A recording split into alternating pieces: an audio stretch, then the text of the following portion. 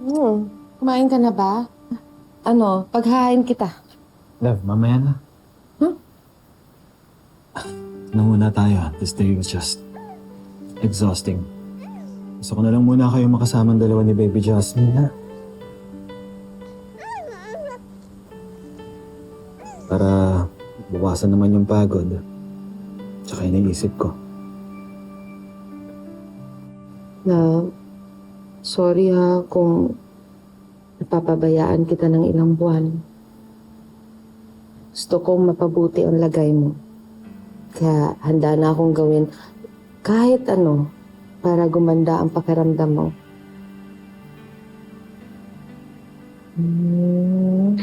Ngayon na may lakas na ako.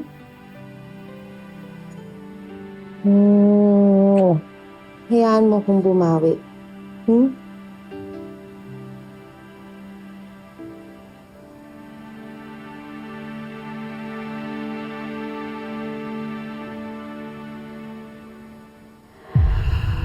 Wala lang yun. Dala lang yun ng tukso. It doesn't mean anything. At hindi na dapat yung maulit pa. Wala namang makakaalam. Buntis ako. At ikaw ang ama. Sorry, love. Pagod lang ako, ha? Maybe next time. Bakit? May problema ba? May problema ka ba sa trabaho? May malaking problema.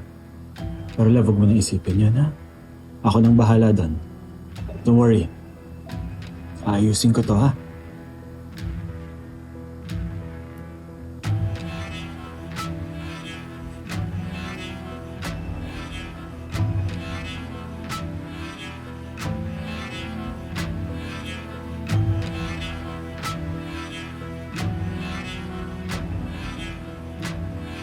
Weng, pagkatapos mong hugasan yung mga baby bottles ni Jasmine at sterilize, pakibalik na lang sa nursery room, ha?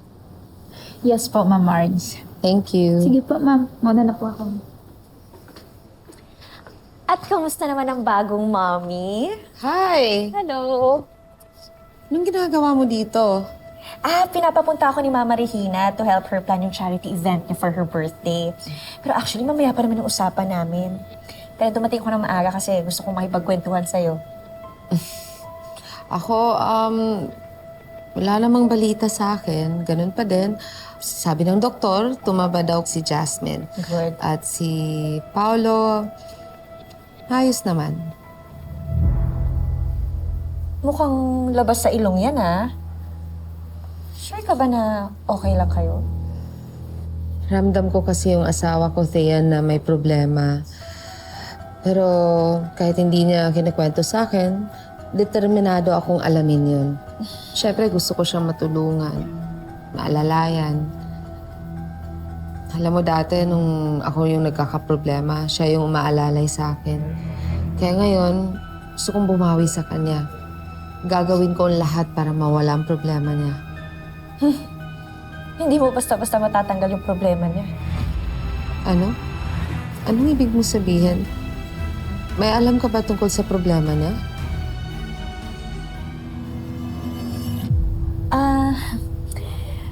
Di ba si Paolo, pressured siya kasi alam mo na baka hindi niya pa nababawi yung mga nawalang account sa company. So yun lang, sa tingin ko, the problem won't go away that easily.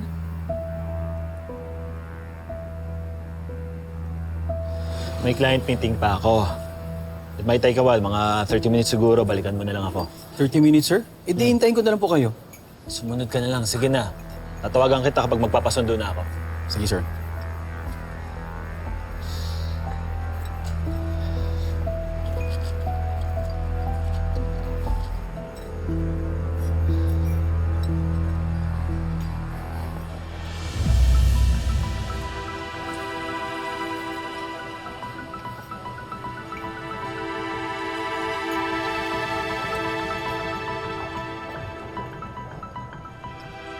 Paolo! Ano ba itong napaka-importanting kailangan mo sabihin sa akin? At kailangan magkita pa tayo? Excited lang ako na makita mo ang lab test results. Ops! Sealed pa to. Hindi ko pa sinisilip ang laman. Kasi gusto ko sabay nating makita ang findings. Just give it to me. Matapos na tong kalokohan na to.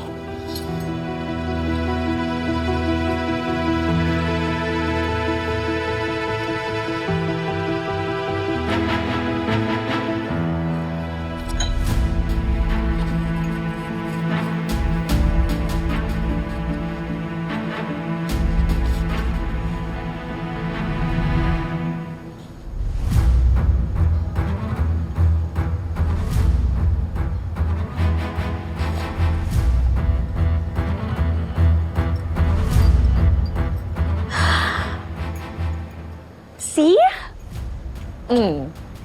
Nagsasabi ako ng totoo, Paolo. Congratulations! You're going to be Daddy Paolo. And we're going to have a baby. No, this can't be happening. Kapag nalaman to ni Marge, it will destroy her. Nangako ako sa kanya na hindi ako magiging katulad ng tatay o ng ex niya. So anong ibig mong sabihin? Ide-deny mo tong dinadala ko, ha? Hindi mo paninindigan? Hindi mo kikilalanin ang baby ko? Mahal ko si Marge. Oh, come on. Isang malaking pagkakamali lang to na pinagsisisihan ko ng buong buo. At wala na akong balak padagdagan yung kasalanan ko sa asawa ko. Oh, pero paano na yung baby natin? Ano, pababayaan mo na lang kami? Ganun-ganun lang yun? Susustentohan ko yung bata, ha? Basta lumayo ka lang. At huwag mo na akong guguluhin pa. Si Edward, hiwalayan mo na rin si Edward bago pa lumaki ang tiyan mo. Mag-resign ka na rin sa Torre Campo. Ano? Binuntis mo na nga ako. Tapos tatanggalan mo pa ako ng trabaho. Hindi pwede yun. Hindi mo kami pwedeng ipagtabuyan, Paolo. May karapatan ang anak ko. Kaya hindi kami aalis dahil lang gusto mo.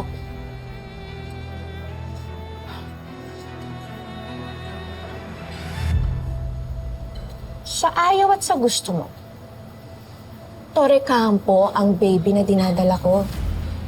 Kaya kailangan mo tong panagutan at kilalanin.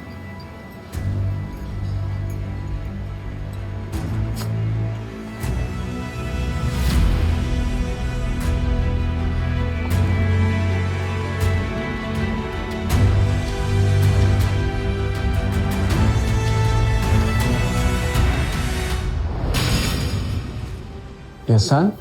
Problem? Sorry, hindi nila ako mailalayo sa kanila. Uunahan ko silang masira bago nila ako makontrol. Thea's pregnant. Hindi po si Edward ang ama. Ako po. I just happened to be attending a Torre Campo charity event tonight. Doon ko i-expose ang lahat ng nangyari sa amin ni Paolo na siya ang ama ng pinagbubuntis ko. Isusuka siya ng asawa niya at ng pamilya niya. Pero paano ko magagawa yun kung hindi ka magiging open sa akin? Balak ko naman talagang sabihin sa'yo. The truth is...